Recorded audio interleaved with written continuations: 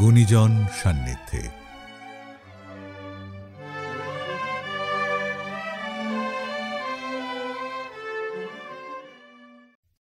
নমস্কার শ্রোতাবন্ধু, স্বাগত জানাই আজকের গুণীজন সান্নিধ্যে অনুষ্ঠানে।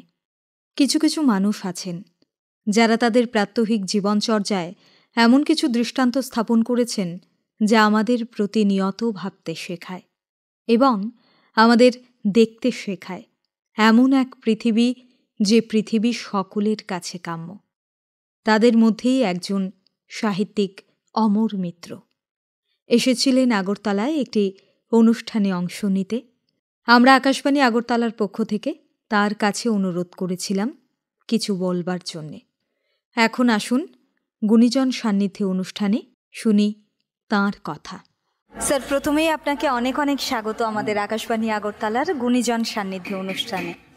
প্রথমে আপনার কাছে যেটা আমার প্রশ্ন সেটা হচ্ছে, আপনার একেবারে ছোটবেলা, সেই শৈশবগুলোর দিন, সেই গ্রাম, সেই গ্রামের কথা, তারপর ধীরে ধীরে আপনার বড় হয়ে ওঠা, আপনার শিক্ষা জীবন, সেই সম্পর্কে যদি আমাদের একটু বলেন।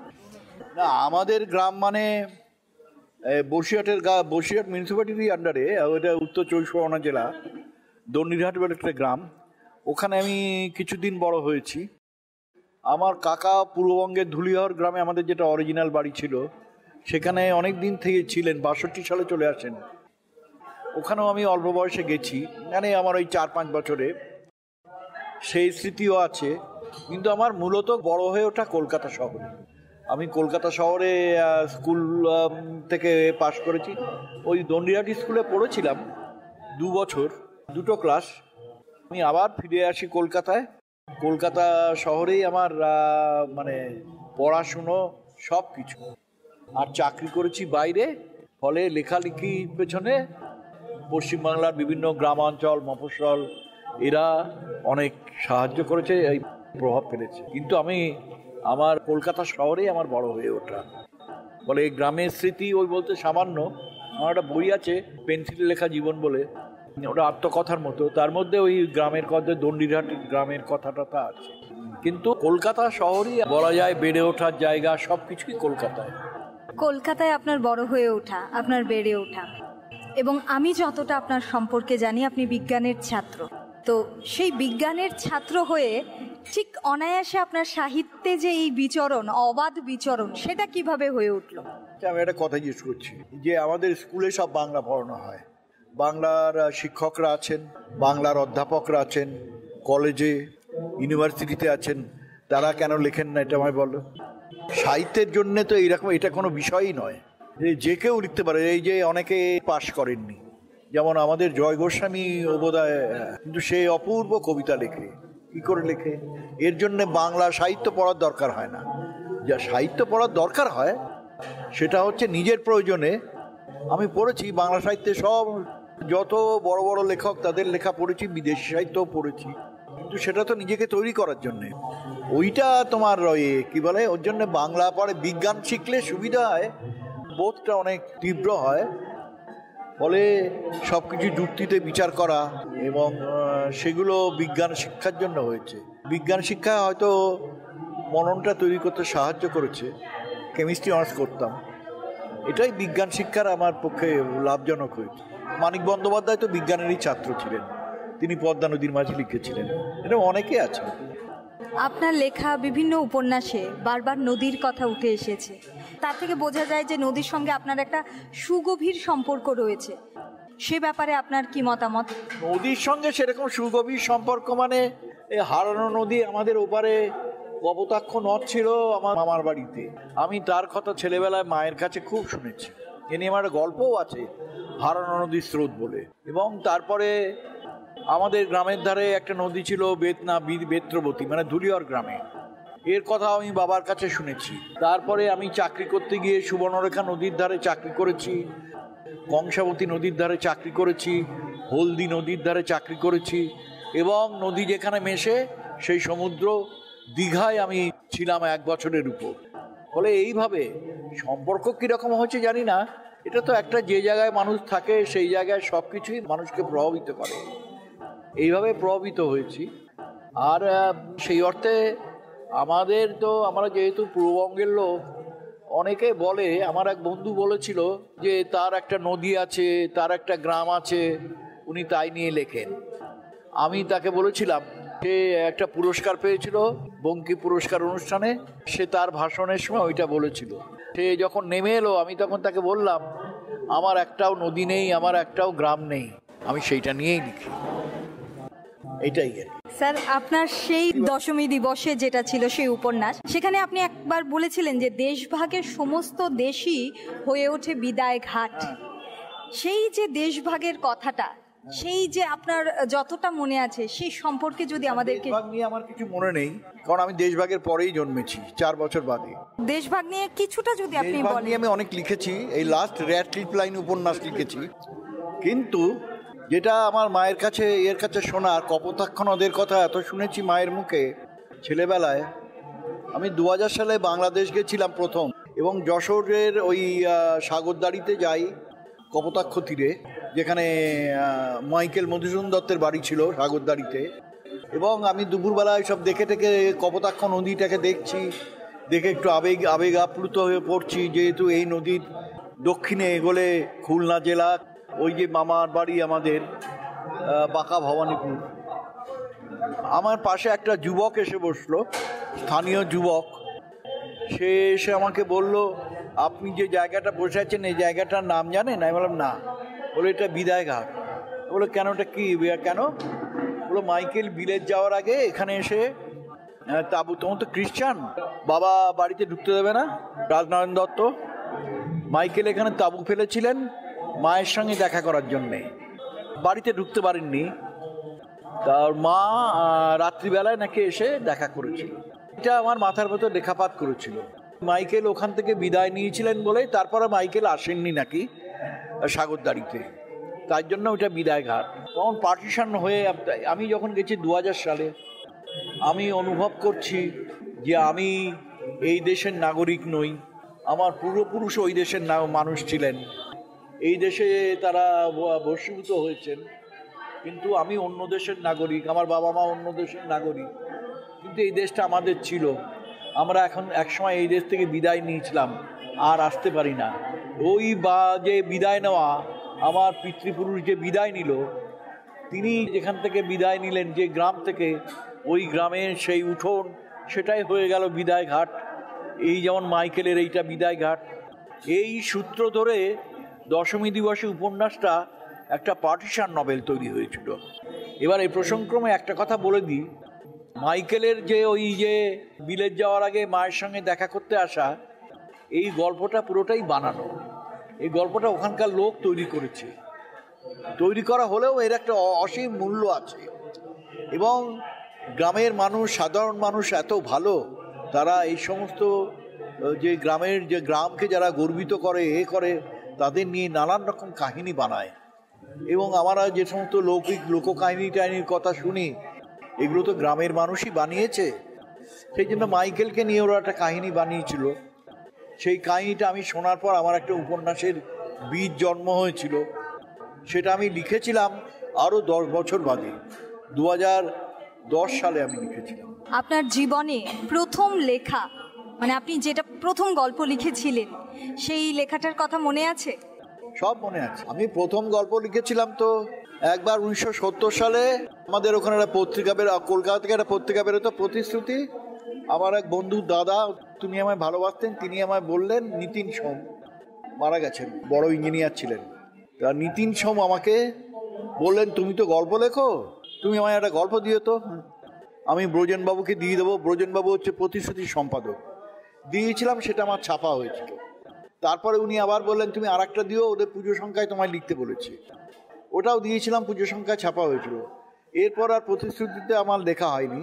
এরপরে আমি একটা গল্প লিখলাম, বা গ্রামে চাকরি করতে গেলাম, ওখান থেকে একটা গল্প নিয়ে এসেছিলাম, মেলার দিকে ঘর, ওটা পাড়ার পত্রিকায় ছাপা হয়েছিল, একাল পত্রিকায় ছাপা হয়েছিল। এরকমই আর কি। বর্তমানে একটা কথা খুব শোনা যায় যে বর্তমান প্রজন্ম নাকি সাহিত্য বিমুখ, এ ব্যাপারে আপনার কি মতামত? আগে যখন আমরা যখন ছোট ছিলাম, আমাদের যে বড়রা ছিল, তারাও ওই একই কথা বলতো। ও কথা নিয়ে ভেবে লাভ নেই। এই পাশের ঘরে যে বাচ্চাগুলো লিখছে, ওইটুকুটুকু বাচ্চা কি সুন্দর বাংলায় লিখছে, কি সুন্দর হাতের লেখা, সাদা কাগজে লিখছে, কোনো লাইন বেঁকছে না, চমৎকার লিখছে। এটা কি করে লিখছে? বাংলায় লিখছে। বর্তমান প্রজন্ম সাহিত্য বিমুখ, তাহলে এত বই টই কারা কিনছে? সব কি বুড়োরা কিনছে? ওইসব যারা এখন বৃদ্ধ হয়েছে তারা কি সবাই অল্প বয়সে বই পড়তেন? আমার এরকম অনেক বন্ধু আছে, তারা সারা জীবন কোনো খবরের কাগজ ছাড়া আর কিচ্ছু পড়েনি। এরকম অনেক বন্ধু আছে, শুধু আমার দিকে হাসে, লিখলি এই, যদি খবরের কাগজে কিছু বেরোয় নামটা দেখলো, বলে লিখেছিস, দেখেছি, এই, পড়ার কোনো ব্যাপার নেই, তাদের সেই অভ্যাসই নেই। এরকম আছে, তারা এখন এই বলতে বলতে তারা সব বৃদ্ধ হয়ে গেছেন। ফলে নতুন প্রজন্মও পড়ে, আবার নতুন প্রজন্ম অনেকে পড়ে না, আগের প্রজন্মও পড়ে এবং আগের প্রজন্ম অনেকেই পড়েন না। এই নিয়ে ভেবে চিনতে লাভ নেই, এই সমস্ত বলে লাভ নেই। লিটল ম্যাগাজিনে তো অনেকে লেখেন, সে ব্যাপারে আপনি যদি একটু কিছু বলেন। আমাদের এখানে কমার্শিয়াল ম্যাগাজিন তো বেশি নেই, সবাই লেখার সুযোগ পায় না। অনেক সময় কোটারি থাকে, তাদের নিজস্ব লেখক গোষ্ঠী থাকে, তাদের বাইরে কেউ ঢুকতে পারে না। কিন্তু আত্মপ্রকাশ করতে চায় এমন তরুণরা লিখবে কোথায়? তখন তারা ওই পত্রিকা করে নিজেরা লেখে, নিজের মতো করে লিখতে চায়। বড় কাগজে লিখতে গেলে অনেক রকম তাদের নিয়মকানুন মেনে লিখতে হয়, সবাই সেই নিয়মকানুন মানতে চায় না। যে যার নিজের মতো লেখে, তারা ছোট কাগজে লেখে। এতে আমি ছোট কাগজে এখনও এই বয়সেও লিখি, এবং ছোট কাগজ মানে এই লিটল ম্যাগাজিনে, যেখানে আমার ইচ্ছে মতো আমি সমস্ত পরীক্ষা নিরীক্ষা করতে পারি, সব রকম লেখা লিখতে পারি। ফলে আমার জীবনের অনেক শ্রেষ্ঠ গল্পই এই ধরনের ম্যাগাজিনে বেরিয়েছে, বিগ ম্যাগাজিনে বেরোয়নি। আমার তো উপন্যাস, ওই বিগ ম্যাগাজিনে যে সমস্ত উপন্যাস ধারাবাহিকটা হয়, আমি সেখানে ওই ধারাবাহিক লিখিনি। আমার উপন্যাস তো পাণ্ডুলিপি থেকে হয়েছে। ওই লিখেছি জীবনে একবার দুবার লিখেছি, কিন্তু বাকিটা সবই আমার পাণ্ডুলিপি থেকে হয়েছে, কারণ আমি নিজে স্বাধীন মতো লিখি। স্যার, আপনার লেখা গল্পগুলোর মধ্যে বা উপন্যাসের মধ্যে একটা চরিত্র রয়েছে বীরাঙ্গনা দাসী। ওই তো দশমী দিবসে তো সেই বীরাঙ্গনা দাসী যে চরিত্রটা, সেটা কি আপনার কল্পনা সৃষ্টি? না, ও আমার দেখাতো। মাইকেল মধুসূদন দত্ত ওনার দাদু হতেন। মাইকেল মধুসূদন দত্তের ভ্রাতুষ্পুত্রী মানকুমারী বসু, কবি মানকুমারী বসু হতেন ওনার পিসি, ওই বীরাঙ্গনা দাসী যিনি, উনি আমার বড় বৌদির দিদিমা। এবং ওনার লেখাপড়া জানতেন না, দরিদ্র ছিলেন, এপারে এসে খুবই দরিদ্র। ওনার ওই দিককার লোক ছিলেন, সাগরদাড়ির দিকের, এপারে বসিরহাটে থাকতেন, এবং ওই বগলে করে একটা পুটলি নিয়ে, জামা কাপড়ের পুটলি নিয়ে উনি হিল্লি দিল্লি করে বেড়াতেন। ওনার জামাই দিল্লিতে চাকরি করত, আমাদের বেলগেচার বাড়িতেও আসতেন, এবং মেঘনাদ বধ কাব্য থেকে স্বর্গের পর স্বর্গে উনি শোনাতেন। আমি ছোটবেলায় ওকে দেখেছি, তা বড়বেলায় অনেক বছর পর, যখন আমার প্রায় 60 বছর বয়স, সেই সময় আমি ওকে নিয়ে এই দশমী দিবসে লিখেছি। একটা প্রশ্ন খুব মনে আসছে, সেটা হচ্ছে আর্ট ফর আর্ট সেক, মানে শিল্পের জন্য শিল্প, এই মতবাদে লিও টলস্টয় বিশ্বাস করতেন না। আপনি কতটা বিশ্বাস করতেন না? হ্যাঁ, টলস্টয় তো বিশ্বাস করতেন না, কারণ টলস্টয়ে যা লেখা, রেজারেকশন বলি, ইভানিরিচের মৃত্যু বলি, বা ক্রয়েডজার সোনাটা বলি, ও ওয়ার অ্যান্ড পিস, আরও অনেক লেখা, যে সমস্ত তাতে কোনো সময়, জনজীবন, মানুষের পাপ পুণ্য, এই সমস্ত নিয়েই কথাবার্তা বলেছেন। কনফেশন আছে ওনার লেখায়। কি হতে পারে আর্ট ফর আর্ট সেক? হয় কি, খরায় পুড়ছে একটা দেশ, একটা নগর, আকাশে খুব সুন্দর মেঘ দেখলে, মেঘে খুব সুন্দর একটা মেঘের একটা চেহারা হলো, রূপ হলো, মানুষ তো তখন চাইবে ওই মেঘটা যাতে বৃষ্টির মতো হয়ে নেমে আসুক। মানুষ তো ওই মেঘের সৌন্দর্য দেখে মানুষের তো বুক ভিজবে না, মাটিও ভিজবে না। সুতরাং আর্ট ফর আর্ট সেক আমি বিশ্বাস করি না। সাহিত্য হবে জীবনের জন্য, এই ব্যাপারে আপনি কি বলবেন? তো সাহিত্য অবশ্যই জীবনের জন্য হবে, এবং আমি আমার জীবনের কথা, আমার কষ্টের কথা, বেদনার কথা, আমার জাতির বিপন্নতার কথা লেখার চেষ্টা করব। সেটা অন্তত নোটেড থাকুক। তো একজন লেখক লিখে রেখে যাবেন, সেটাই তার গল্প উপন্যাসের ভিতরে যে কোনোভাবে, সেটাই তো সাহিত্য হয়ে থাকবে না, সেটাই তো লোকে মনে রাখবে। সাহিত্য থেকেই ইতিহাস রচনা হয়। প্রকৃত সাহিত্য থেকে। গল্পকার অমর মিত্র, তার পছন্দের যদি আমি বলি কোনো সাহিত্যিক, কোনো লেখক, কোনো কবি, যদি আমি তাদের কথা জিজ্ঞেস করি তাহলে কার নাম আসবে? তো ছোট গল্পের জন্য রবীন্দ্রনাথ ঠাকুর, জগদীশ গুপ্ত, আমাদের Premendra Mitra, Jibanananda Das, Anton Chekhov, Russian সাহিত্য দ্বারা আমি খুবই প্রভাবিত হয়েছি, পড়েছি। চেখভ পড়েছি, দস্তয়েভস্কি পড়েছি, গোগল পড়েছি, পুশকিন পড়েছি। রাশিয়ান সাহিত্য খুব পড়েছি। রাশিয়ান লেখকদের মনে হয় রাশিয়ান উপন্যাস বিশ্ব সাহিত্যের শ্রেষ্ঠ উপন্যাস। যতই লাতিন আমেরিকান উপন্যাসের কথা বলা হয়, একটা দস্তয়েভস্কি মানে পৃথিবীর ইতিহাস, ওই crime and punishment, brother Karamazov, the idiot, এইসব উপন্যাস পৃথিবীতে আর তৈরি হবে না, এটা হয়ে গেছে। এই উপন্যাসগুলো এক একটা তাজমহলের মতো, আইফেল টাওয়ারের মতো। আপনি অনেক পুরস্কারে ভূষিত হয়েছেন। আপনার মতে একজন লেখকের জীবনে পুরস্কারের কি ভূমিকা থাকে? পুরস্কারের ভূমিকা মানে কি, আমরা তো বড় কাগজে বিশেষ লিখিনি, আমরা ছোট কাগজে লিখে পাণ্ডুলিপি থেকে বই করে করে লিখেছি, সেইভাবেই যা অর্জন তার থেকেই হয়েছে।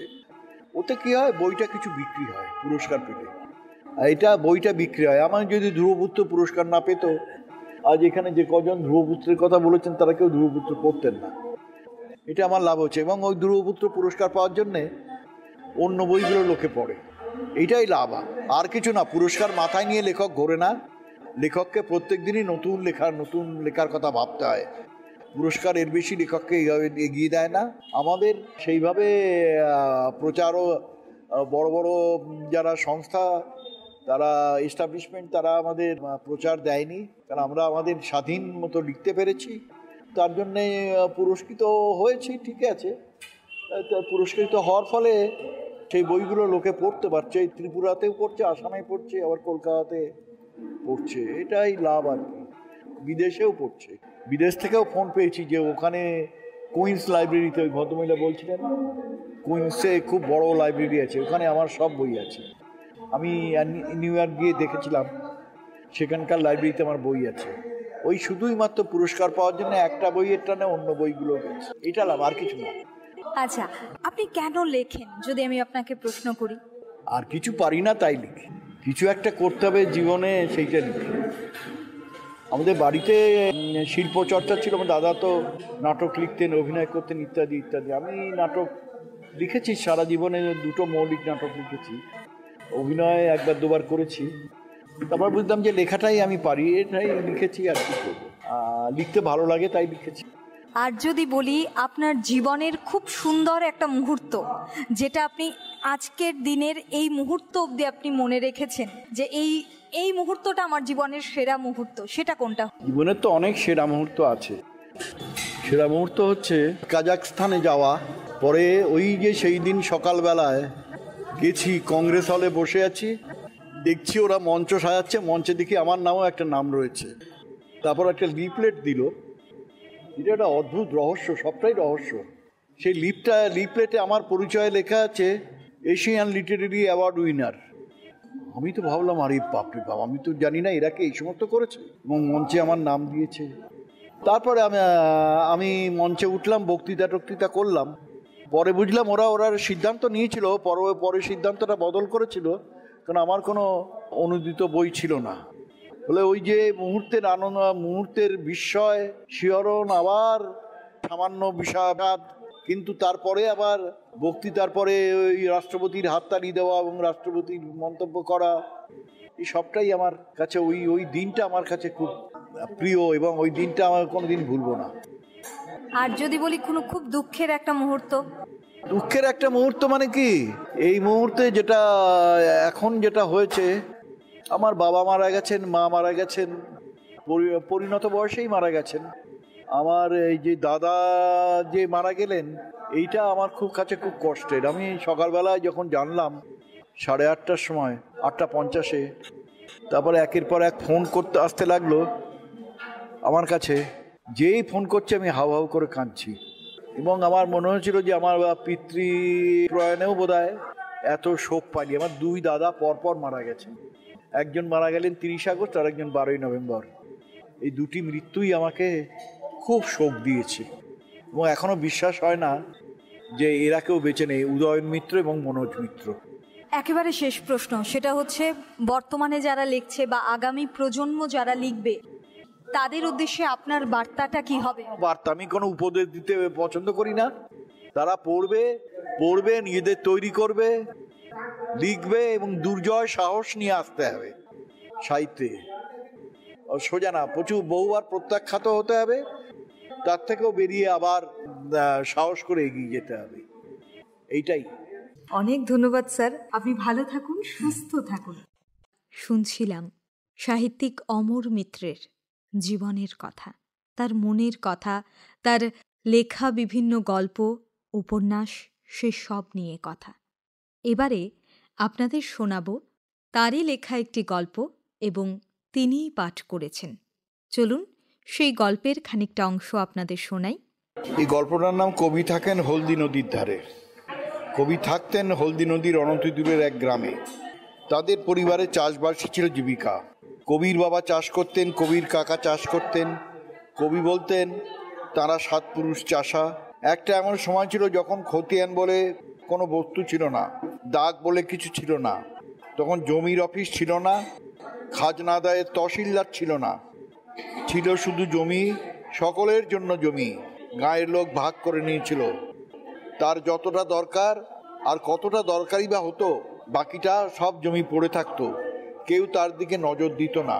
প্রাচীন তাম্রলিপ্ত বন্দরের দিক থেকে আসা কবির অনুরাগী তরুণ কবি সেলিম মল্লিক বলল, বাকি জমিতে কি হতো?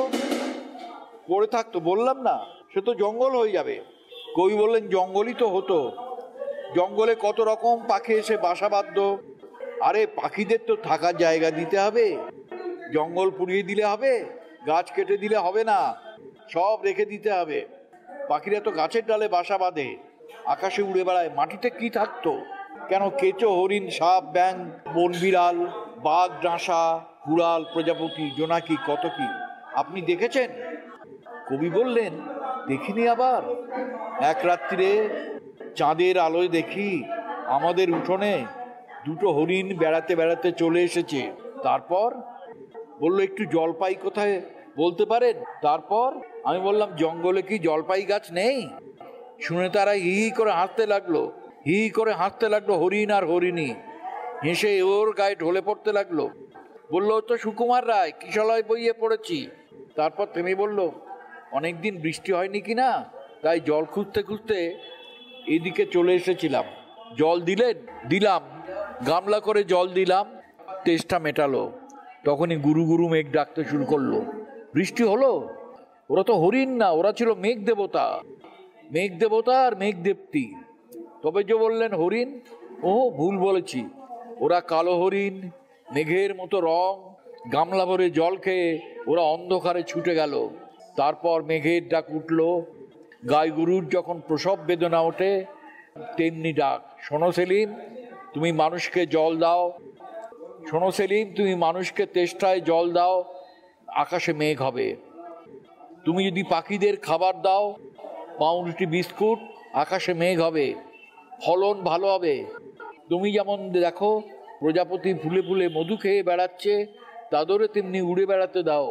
শুনবে দূর আফ্রিকার সোমালিয়া দেশে 2 বছর বাদে বৃষ্টি নেমেছে, দুর্ভিক্ষ চলে যাবে।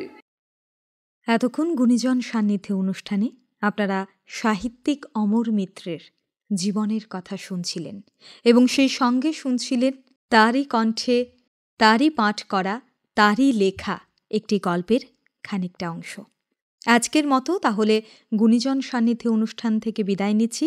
আবারও অন্য কোনো গুণীজন সান্নিধ্যে অনুষ্ঠানে আপনাদের সামনে তুলে ধরব এমনই কোনো এক গুণীজনের জীবনের কথা। আপনারা ভালো থাকুন, সুস্থ থাকুন, সবাইকে ভালো রাখুন। নমস্কার।